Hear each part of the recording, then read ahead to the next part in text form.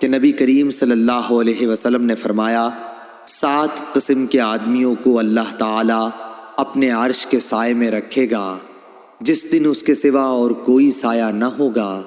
انصاف کرنے والا حاکم، وہ نوجوان جو اللہ تعالیٰ کی عبادت میں جوان ہوا ہو، وہ شخص جس کا دل ہر وقت مسجد میں لگا رہے، 2 ایسے شخص جو اللہ کے لیے محبت رکھتے ہوں، اسی پر وہ جمع ہوئے اور اسی پر جدا ہوئے۔